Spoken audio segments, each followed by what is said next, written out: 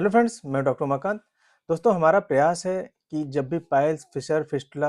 या पाइलोनेडल साइनस जैसे रोग आपको या आपके आसपास किसी को या किसी जानने वाले को हो, तो आप छारसुत चिकित्सा का जो विकल्प है, उसको ज़रूर चुनें। ये बिल्कुल सेफ़ है, बहुत ही सुरक्षित है, इसमें रिकरेंस रेट बहुत लो होता है और ये डे केयर का चूँकि प्रोसेस है, इसका सक्सेस रेट बहुत ही हाई होता है। लेकिन अगर आपके मन में कोई भी प्रश्न है, कोई भी भ्रम है, कोई भी कन्फ्यूज़न है तो आप हमसे डायरेक्ट भी पूछ सकते हैं या हम लोगों ने इस पे आधारित सवालों की एक सीरीज़ शुरू की है। आप उसको भी देख सकते हैं, वहाँ से भी आप अपने जो भी प्रश्न है उसका उत्तर जान सकते हैं। लेकिन जब भी पाइल्स, फिस्टुला या फिशर या पाइलोनेडल साइनस जैसे कोई भी रोग आपके सामने आए, तो उसके लिए छारसुत चिकित्सा का विकल्प के बारे में एक बार ज़रूर हमें सोचना चाहिए। दोस्तों, इसी क्रम में आज का हमारा 18वां नंबर का सवाल है कि छारसुत चिकित्सा के लिए रोगी का चयन कैसे किया जाता है और कौन-कौन से जो फैक्टर होते हैं इसमें पार्टिसिपेट करते हैं या महत्वपूर्ण होते हैं। दोस्तों, रोगी चयन का कोई बहुत बड़ा मापदंड नहीं होता है। जो भी चिकित्सक पाइल्स, फिस्टुला, फिशर या पाइलोनेडल साइनस जैसे रोगों को ट्रीट कर रहा है, वो कई बार अपने स्वयं के विवेक से भी रोगी का चयन करता है या अगर हम लोग सीधी-सीधी इसमें स्टैंडर्ड ऑपरेटिंग गाइडलाइन की बात करें, अगर हम बात करें कि हम लोग एक स्टैंडर्डाइज़ेशन के हिसाब से कैसे हम लोग पेशेंट को सेलेक्ट करते हैं, तो हम लोग उसपे उसका डिस्कशन कर सकते हैं। इसमें सबसे पहले होता है कि हम लोग जो रोग का प्रकार है या टाइप ऑफ डिज़ीज़ को पहले सेलेक्ट करते हैं, जो कि क्षारसूत्र के माध्यम से हम लोग पाइल्स, फिस्टुला, फिशर, पाइलोनेडल साइनस या कुछ साइनस ऐसे और भी हमारे पाइलोनेडल के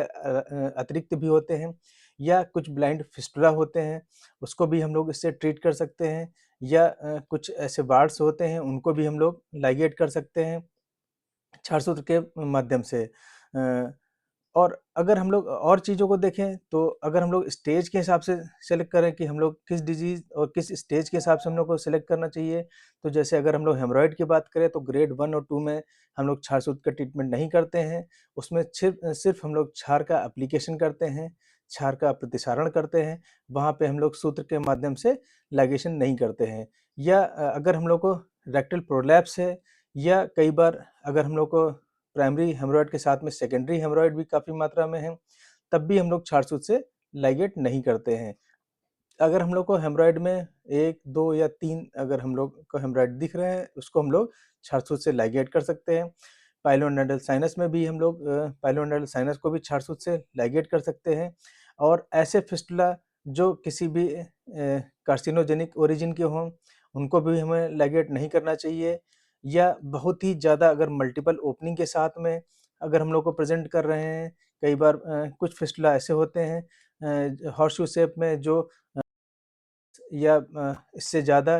भी ओपनिंग के साथ में प्रेज़ेंट करते हैं, उनको भी हम लोग छारसूत्र से लाइगेट नहीं करना चाहिए।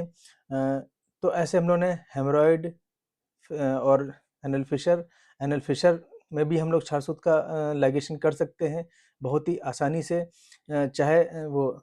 हाँ, एनल फिशर की अगर हम लोग बात करें तो जो एक्यूट एनल फिशर हैं, वो हम लोग को छारसूत्र से ट्रीट नहीं करने चाहिए, वो कंज़र्वेटिव ट्रीटमेंट से ठीक होते हैं। जो क्रॉनिक या इन्फ्लेम्ड सेंटिनल टैग के साथ में या मल्टीपल सेंटिनल टैग के साथ में होते हैं, उनको हम लोग छारसूत्र से ट्रीट कर सकते हैं। ऐसे ही अगर हम लोग देखें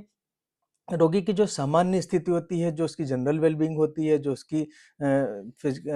फिज़िकल फ़िटनेस होती है, उसकी बात हम लोग करें, तो जो रोगी है वो शारीरिक रूप से ठीक होना चाहिए, बहुत ही दुर्बल नहीं होना चाहिए या हम लोग छारसूत्र जो है बच्चों में छारसूत्र का ट्रीटमेंट नहीं करते हैं या जो प्रेग्नेंट लेडीज़ होती हैं, उनको भी हम लोग ट्रीटमेंट देना से अवॉइड करते हैं और अगर हीमोग्लोबिन की मात्रा बहुत कम है, अगर 8 से कम है तब भी हम लोग को छारसूत्र से लाइगेट नहीं करना चाहिए। अगर किसी को अनकंट्रोल्ड डायबिटीज़ है, बहुत हाइपर सीवियर हाइपरटेंशन है या मैलिग्नेंट हाइपरटेंशन है या अन्य कोई भी इम्यूनो कॉम्प्रोमाइज़्ड डिज़ीज़ है, उसमें भी हम लोग को बहुत ही सावधानीपूर्वक विचार करके ही छारसूत्र का प्रयोग करना चाहिए। या अगर हम लोग लोकल एप्लीकेशन में देखें कि अगर हम लोग को लोकल मतलब लोकल एग्ज़ामिनेशन करते समय हम लोगों को दिख रहा है कि एनल प्रोलैप्स है, या हम लोगों को वहाँ पे जो सिक्रीशंस आ रहे हैं वो हम लोग को ऐसे बहुत ही ऐसे लग रहे हैं कि हम लोग को छारसूत का एप्लीकेशन नहीं करना चाहिए। तो ये स्वयं के विवेक पे भी आधारित होता है कि हम किस पेशेंट या किस रोगी को छारसूत के लिए उपयुक्त पाते हैं। और हम लोगों को जब भी हम लोग फिस्टुला या पाइलोनेडल साइनस का ट्रीटमेंट करें, तो उससे पहले हम लोगों को कोई भी स्कैन करानी चाहिए, चाहे हम लोग एक्सरे का स्कैन करा सकते हैं, चाहे हम लोग एमआरआई करा के अपने जो भी ट्रैक होता है इसका फिस्टुला का उसको पता कर सकते हैं, तभी हम लोगों को उसको ट्रीट करने के लिए आगे बढ़ना चाहिए। और सारी चीज़ों में सर्जरी की आवश्यकता नहीं होती है, जैसे अभी हम लोगों ने कहा कि जो एक्यूट फिशर होते हैं, वहाँ हम लोगों को छारसूत सर्जरी की ज़रूरत नहीं पड़ती है। ग्रेड 1 और 2 के जो हेमरॉइड होते हैं, वहाँ पे भी हम लोग को इसकी ज़रूरत नहीं पड़ती है। लेकिन ऐसे फिस्टुला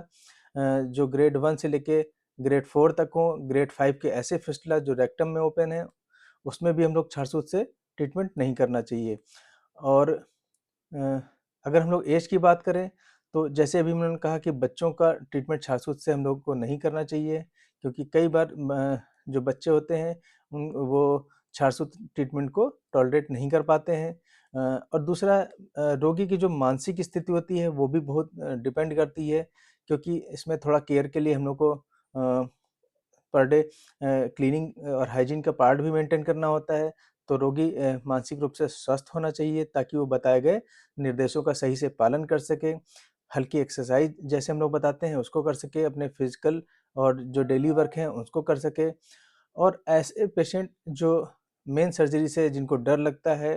मन उनका थोड़ा सा कमज़ोर होता है, उनको अभी हम लोग छारसूत से ट्रीटमेंट कर सकते हैं, बहुत ही आसानी और बहुत ही सरलता से। चूँकि उपचार की अवधि इसमें थोड़ा-सा लंबी होती है, तो इसमें जो हमारी पेशेंट की उपलब्धता होती है, जो पेशेंट की अवेलेबिलिटी होती है, वो भी एक फैक्टर की तरह काम करती है। ऐसे पेशेंट जो ट्रीटमेंट के दौरान अनअवेलेबल रहते हैं, उनका छारसूत से ट्रीटमेंट नहीं करना चाहिए। पहले ही चीज़ों को बता के रखना चाहिए कि अगर हम लोग फिस्टुला या पाइलोनेडल साइनस की लिए ट्रीटमेंट दे रहे हैं, तो हम लोग को वीकली विज़िट करना होगा। तो उसकी जो अवेलेबिलिटी है पेशेंट की, वो ज़रूरी होती है।